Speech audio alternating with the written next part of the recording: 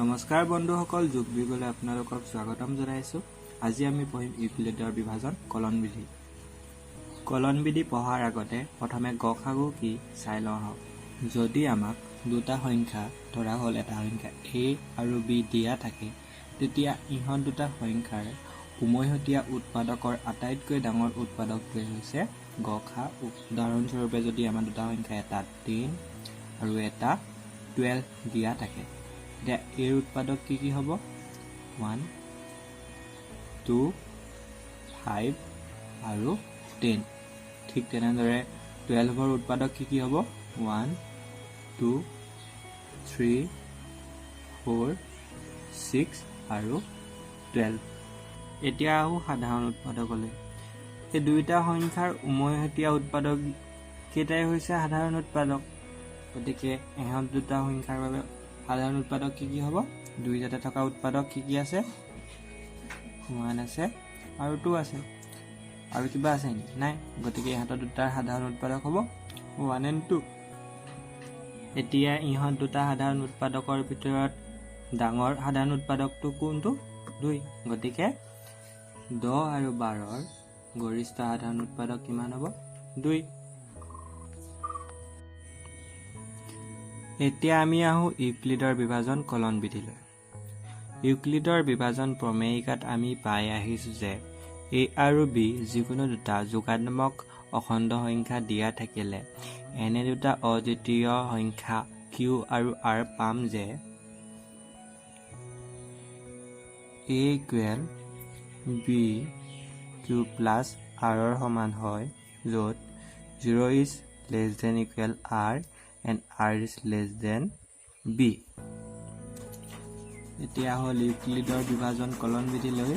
ইউক্লিডৰ বিভাজন কলন বিধিৰ মতে a আৰু bৰ গসাগুৰ মান b আৰু r ৰ গসাগুৰ মানৰ সৈতে সমান। এটা উদাহৰণ চাই লওঁ আহা। এক্সাম্পল, আমাক গসাগু উলিয়াব লাগে 420 আৰু 130। আমি ইউক্লিডৰ বিভাজন প্ৰমেয়িকালৈ নিবলৈ হ'লে q আৰু r ৰ মান উলিয়াব লাগিব। গতিকে q আৰু r ৰ মান কেনেকৈ উলিয়াম? আমি 420ক 130 হৰণ কৰিম। 130 তিনিবাৰ যাব, গতিকে তিনিবাৰ কৰিলে কিমান হ'ব? 390। কিমান দামী আহিব? 30। গতিকে আমি ইউক্লিডৰ বিভাজন কলন বিধিত লিখিবলৈ হ'লে কেনেকৈ লিখিম? 420 = 130 × 3 + 30, য'ত q ভেলু কিমান পালোঁ? 3 আৰু r ৰ ভেলু কিমান পালোঁ? 30। গতিকে 420 আৰু 130ৰ গসাগুৰ মান কিমান হ'ব? 130 আৰু 30ৰ গসাগু মানৰ সৈতে সমান হ'ব। এতিয়া আমি 130 আৰু 30ৰ গসাগু উলিয়াব লাগিব। গতিকে আকৌ ইয়াত যদি আমি ইউক্লিডৰ বিভাজন প্ৰমেয়িকা ব্যৱহাৰ কৰোঁ, তেতিয়া 130ক আমি 30 × এটা q আৰু এটা r পাম। গতিকে সেই q আৰু r কি পাম? কেনেকৈ উলিয়াম? 130ক আমি 30য়ে হৰণ কৰিলে 4 বাৰ যাব। 30ক 4 বাৰ কৰিলে কিমান হ'ব? 120। কিমান বাকী থাকিব? 3। অৰ্থাৎ q হ'ব 4 আৰু r হ'ব 3। গতিকে আমি ইয়াতো যদি ইউক্লিডৰ বিভাজন কলন বিধি প্ৰয়োগ কৰোঁ, তেতিয়া 130 আৰু 30ৰ গসাগুৰ মান কিমান হ'ব? 30 আৰু 3ৰ গসাগুৰ মানৰ সৈতে সমান। এতিয়া আমি 30ক 10 × 3 হিচাপে লিখিব পাৰোঁ, য'ত r ৰ ভেলু কিমান হ'ব? 0। আৰু যেতিয়াই আমি r ৰ ভেলু 0 পাওঁ, তেতিয়াই bটোৱে হ'ব a আৰু bৰ গসাগু, কাৰণ bটো A অৰ্থাৎ 30ৰ এটা উৎপাদক আৰু E নিজে নিজৰ এটা উৎপাদক, গতিকে 10 টো দুইটাৰে এটা উমৈহতীয়া উৎপাদক। তাৰ লগতে 10তকৈ ডাঙৰটো উৎপাদক থাকিব নোৱাৰে, গতিকে ইয়াৰ আটাইতকৈ ডাঙৰ উৎপাদক। সেয়েহে এই দুইটা সংখ্যা আটাইতকৈ ডাঙৰ সাধাৰণ উৎপাদকটো হ'ব 10, অৰ্থাৎ গসাউ হ'ব 10। আৰু আমি পাই আহিছোঁ যে 10 আৰু 30ৰ গসাউৰ মান 130 আৰু 30ৰ গসাউ মানৰ সৈতে সমান, আৰু 130 আৰু 30ৰ গসাউ মান 420 আৰু 130ৰ গসাউ মানৰ সৈতে সমান, অৰ্থাৎ 30 আৰু 10ৰ গসাউ মান 420 আৰু 130ৰ গসাউ মানৰ সৈতে সমান। এতেকে 420 আৰু 130ৰ গসাউ মান 30 আৰু 10ৰ গসাউ মানৰ সৈতে সমান, আৰু 30 আৰু 10ৰ গসাউ কিমান? 10, অৰ্থাৎ 420 আৰু 130ৰ গসাউ মান কিমান হ'ব? 10। অনুশীলনী 1.1 কুৱেশ্যন নম্বৰ 1, ইউক্লিডৰ বিভাজন ক্ৰমীকা প্ৰয়োগ কৰি গসাউ নিৰ্ণয় কৰা। 135 আৰু 225। প্ৰথমে আমি কি কৰিম? A = BQ + R লিখিম। ইয়াত যিহেতু 225 is greater than 135, গতিকে A কিমান হ'ব? 225 আৰু B কিমান হ'ব? 135। অৰ্থাৎ আমি কি কৰিব লাগিব? 225ক 135 ইনটু Q আহিব প্লাছ R। এতিয়া Q আৰু R কেনেকৈ নিৰ্ণয় কৰিম? 225ক আমি 135 হৰণ কৰিম। 135 এবাৰ যাব, গতিকে এবাৰ গ'লে কিমান ভাগে থাকিব? 90, গতিকে ইয়াত Q ভেলু হ'ব 1 আৰু R ৰ ভেলু হ'ব 90। কলন বিধি মতে 225 আৰু 135ৰ গসাউ মান 135 আৰু 90ৰ গসাউৰ মানৰ সৈতে সমান হ'ব। এতিয়া 135 আৰু 90ৰ গসাউ মান আমি কেনেকৈ লিখিম? কেনেকৈ উলিয়াম? 135ক আমি 90 ইনটু Q + R লিখিম। এতিয়া ইয়াত Q আৰু R কেনেকৈ উলিয়াম? 135ক 90 ডিভাইড কৰিম। 90 এবাৰ যাব, এবাৰ গ'লে ভাগে কিমান থাকিব? 45। গতিকে Q ভেলু হ'ব 1 আৰু R ৰ ভেলু হ'ব 45। 135 আৰু 90ৰ গসাউ মান 90 আৰু 45ৰ গসাউ মানৰ সৈতে সমান হ'ব। এতিয়া 90 আৰু 45ৰ গসাউ মান কেনেকৈ উলিয়াম? 90 সমান 45 ইনটু 2, এইটো আমি জানো। ইয়াত R ৰ ভেলু কিমান হ'ব? 0। যেতিয়াই R ৰ ভেলু 0 হয়, তেতিয়া এই বিটোৱে হ'ব সিহঁতৰ দুটাৰ গসাউ। এতেকে 90 আৰু 45ৰ গসাউ মান কিমান হ'ব? 45, আৰু ইহঁতৰ দুটাৰ গসাউ মান 135 আৰু 90 গসাউ মানৰ সৈতে সমান, আৰু ইহঁতৰ গসাউ মান 225 আৰু 135ৰ গসাউ মানৰ সৈতে সমান। গতিকে আমি পাম যে 225 আৰু 135ৰ গসাউ মান হ'ব 45।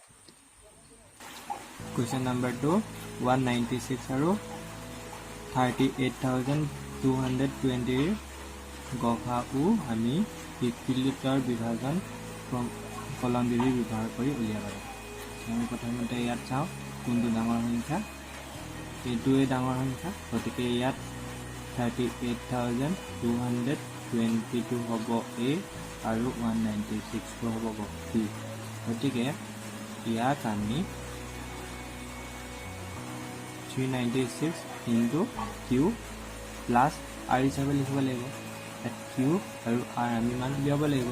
গতিকে তাৰ বাবে কি কৰিম? এই ডাঙৰ সংখ্যাটোক আমি 196 হৰণ কৰিম। তুমি যদি 195 বাৰ কৰা, তেতিয়া ইয়াৰ ভেলু সম্পূৰ্ণ হয়, তেতিয়া আমি ভাগ পাম 0। গতিকে ইয়াত Q ভেলু কিমান হ'ব? 195 আৰু R ৰ ভেলু কিমান হ'ব? 0। যেতিয়াই আমি R ৰ ভেলু 0 পাওঁ, তেতিয়াই এই বিটোৱে হৈছে ইহঁত দুটা সংখ্যাৰ গসাউ অৰ্থাৎ ইহঁত দুটাৰ গসাউ কিমান হ'ব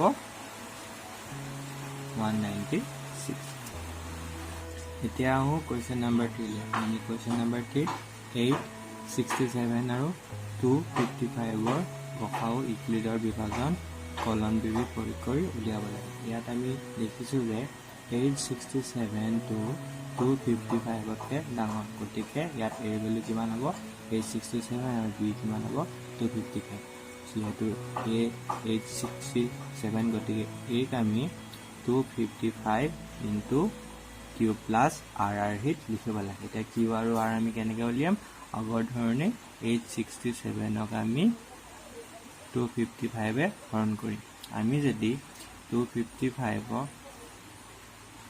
3 গুণ লওঁ তেতিয়া আমি তাৰ ভ্যালু কিমান পাম 765 আৰু তেতিয়া ভাগে কিমান থাকিব 102 গতিকে ইয়াত কিমান থাকিব ইয়াত কিমান হ'ল 3 আৰু ইয়াত কিমান হ'ল 102 867 আৰু 255 ৰ গসাউ মান 255 আৰু 102 ৰ গসাউ মানৰ হৈতে সমান হ'ব এতিয়া আমি ইহঁত দুটাৰ গসাউ উলিয়াম গতিকে কি হ'ব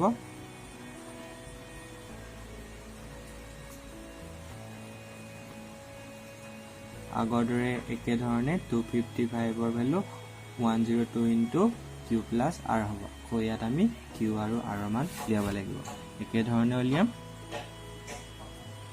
255 ক যদি আমি 102 ৰে হৰণ কৰো দুবাৰ দিলে কিমান হ'ব 204 ভাগে কিমান থাকিব 51 গতিকে ইয়াত আহিব 2 আৰু ভাগে 51 হ'ব ঠিক তেনেদৰে আমি এতিয়া ইহঁত দুটাৰ উলিয়াম গতিকে ইহঁত দুটাৰ কি হ'ব ইয়াত 102 আহিলে ইয়াত 51 আহিব 51 ক যদি দুগুণ কৰো তেতিয়া কি হ'ব 1 হ'ব 102 তেতিয়া ভাগ কিমান হ'ব 0 আমি এতিয়া ভাগে 0 পালোহি যেতিয়া ভাগে 0 পাওঁ তেতিয়া এই সংখ্যাটো হৈছে ইহঁত দুটাৰ গসাউ এতেকে 102 আৰু 51 ৰ গসাউ মান কিমান 51 অৰ্থাৎ 867 আৰু 255 ৰ গসাউ মান কিমান হ'ব 51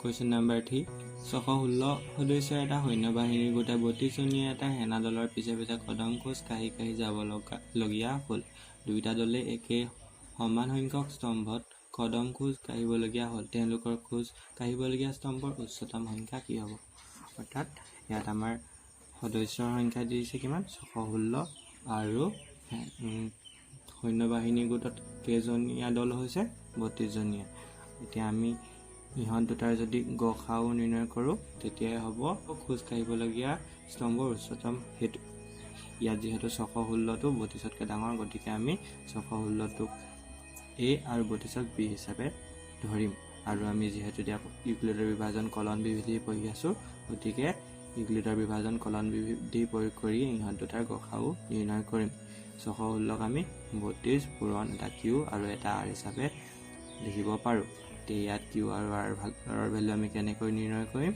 আগৰ দৰে 616 ক আমি 32 এ পূৰণ কৰিম যদি আমি 32 ক 19 বাৰ লওঁ তেতিয়া কিমান পাম 608 পাম আৰু তেতিয়া ভাগে কিমান থাকিব 8 অৰ্থাৎ ইয়াত q ভ্যালু কিমান হ'ব 19 আৰু r ভ্যালু কিমান হ'ব 8 ঠিক এতিয়া আমি 32 আৰু 8 ৰ গসাউ উলিয়াম 32 ক আমি 8 পূৰণ 4 যোগ 0 হিচাপে লিখিব পাৰো কিনো 8 4 গুণ 32 আৰু r ভ্যালু কিমান হ'ব 0 যেতিয়া আমি r ভ্যালু 0 পাওঁ তেতিয়া এটা দুটা সংখ্যাৰ গসাউ কিমান হয় এই সংখ্যাটো অৰ্থাৎ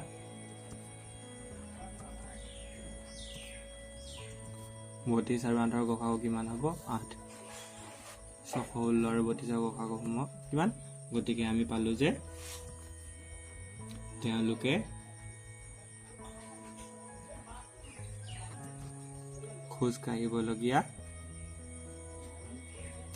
স্তম্ভৰ উচ্চতম সংখ্যা 8 হ'ব ধন্যবাদ